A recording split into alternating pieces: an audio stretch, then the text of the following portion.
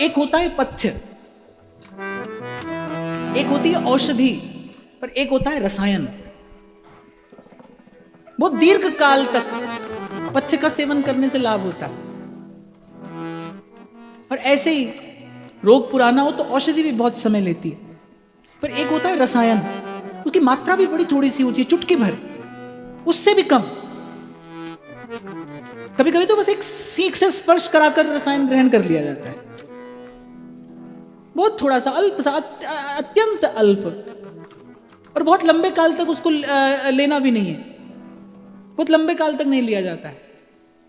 तो मुझे ऐसे लगता है कि सूरदास जी ने जो कहा है ना, वो औषधि नहीं है, रसायन है, रसायन। सब वेद शास्त्र पुराण समेट दिया सूरदास ने अपने एक पद में, एक पद में। मैं सूरदास जी की समग्र वाणी की बात नहीं कर रहा, मैंने तो पहले ही कहा भाई, मैं तो कल ही इस विचार में पड़ गया कि मैं आरंभ कहां से करूं। सूरदास जी की वार्ता करनी है, मैं कहां से आरंभ करूं, था पाना कठिन है। और मैं तो पुनः निवेदन करूं भाई, व्यास बड़े हरि के जना, हरि ही नवावत माथ, और जिनके हिय में बसत हैं तीन लोक के नाथ।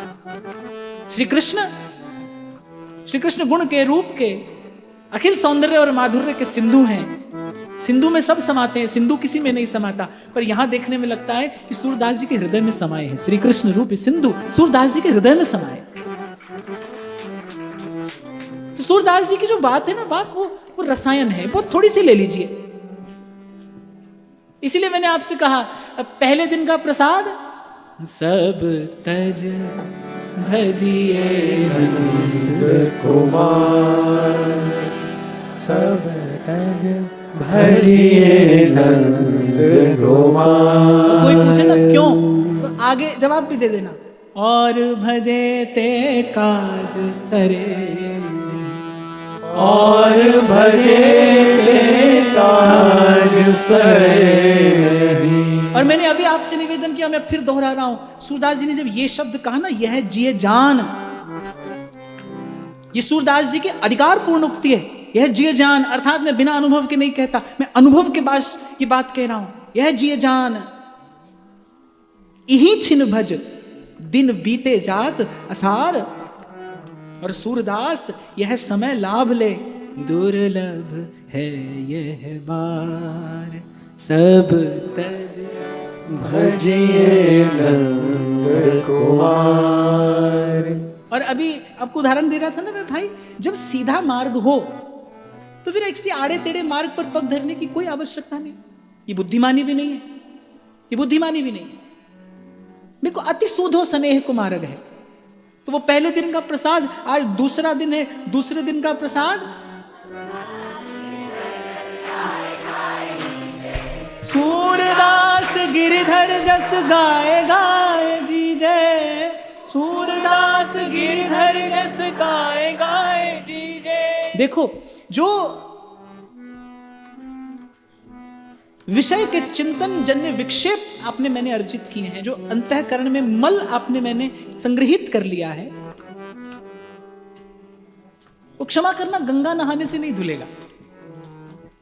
मैं कई बार आपसे निवेदन करता हूं, ये जो जीव है, ये जीव है, ये न स्नान से शुद्ध होता है, न ध्यान से शुद्ध होता है, ये तो गुरु के ज्ञान से शुद्ध होता है, ये किसी से शुद्ध नहीं होता भाई। ये जो अंतःकरण की निर्मलता, जो उपासना की सिद्धि है, भक्ति के मार्ग की सिद्धि क्या है? अंतःकरण की शुद्धि। ये जो अंतःकरण की शुद्धि, निर्मलता, निर्मल हृदय हो तो प्रभु का स्वरूप सन्मुख परिलक्षित होता है ना। श्री सुखदेव जी महाराज श्रीमद् भागवत के एक श्लोक का एक चतुष्पाद सुनते हैं बस, और मतवाले हो जाते हैं वो कृष्ण प्रेम में। सुनते ही स्वरूप परिलक्षित हुआ, दर्शन हुआ, उस शब्द की चेतना ने स्वरूप का साक्षात्कार करा दिया। तो उस अंतःकरण की शुद्धि को प्राप्त करने के लिए आपके मेरे पास क्या मार्ग है? भगवान कहते हैं, श्रीमद् भागवत में भगवान ने कहा, न साधयति माम योगो, न सांख्यम धर्म उद्धव, न स्वाध्याय तपस्त्यागो, यथा भक्ति मामोर्जिता। और भक्ति क्या है? गद गद सुर पुलक रोम अंग प्रेम। भक्ति महारानी तो इसी संपदा से जीव को विभूषित करती है। आपको स्मरण हो तो मैंने पूर्व में कहा था, कोई आपको कहे ना लाओ तुम्हारे सर पर हाथ रखे भगवान का दर्शन करा दे, नहीं करना ना। इस मार्ग के पथिक बनना, इस मार्ग के यात्री बनना, एक एक सोपान का दर्शन करना। श्रवणम कीर्तनम विष्णु स्मरणम पाद सेवनम अर्चनम वंदनम दास्यम सख्यम आत्मनिवेद। एक एक सोपान पर स्वयं चढ़कर देखना। भक्ति आपको किसी किसी दैवी संपदा से, किसी भागवती संपत्ति से आपको विभूषित करेगी। अरे सजाती है। कई कई मार्ग ऐसे होते हैं जो सताते हैं जीव को। अभी मुझे कौन बता रहा था, 2-4 दिन पहले की बात है, मैंने एक महात्मा का दर्शन किया हमने वृंदावन में, घंटों एक टांग पर खड़े थे। और मैंने कहा भगवान से अधिक बुद्धिमान होगा। और ठाकुर जी विचारते होंगे मैंने 2 पांव दिए, एक पर ही खड़ा है, क्या आवश्यकता है। और भगवान कह रहे हैं भाई न साधयति माम योगो न सांख्यम धर्म उद्धव। भगवान ने उद्धव जी से कहा, कह रघुपति सुन भामिनी बाता, मानो एक भगति करना। प्रभु कोई और दूसरा संबंध स्वीकार करने के लिए तैयारी नहीं है। श्रवण करना, फिर कीर्तन करना। और मेरा ऐसा मानना है कि जिसके जीवन में श्रवण और कीर्तन स्थिर हो जाता है, उसके जीवन में भगवत स्मरण सहज हो जाता है। जो श्रवण और कीर्तन में स्थिर हो जाएगा, उसे भगवत स्मरण सहज हो जाएगा। तो श्रवण करना, कीर्तन करना, स्मरण करना। और जब अंतःकरण स्मरण युक्त हो जाए और हाथ ललचाए प्रभु की चाकरी करने के लिए, प्रभु के कैंकर्य के लिए, आपके मन में कोई सुंदर अभिलाषा जागृत हो, फिर अर्चन वंदन करके फिर प्रभु से कोई नाता जोड़ना, वो चाहे दास्य हो या सख्य हो या फिर वात्सल्य हो, प्रभु से कोई नाता जोड़ना। और फिर उस नाते आत्मनिवेदनम, उस नाते प्रभु के चरणों में आत्मनिवेदन करके इस मानव जीवन का लाभ लेना। सूरदास जी यही कहते हैं, श्रवण करना, खूब कीर्तन करना। ये जो अश्रु बहेंगे, यही उस अंतःकरण के मल को धो कर ले जाएंगे, बहा कर ले जाएंगे।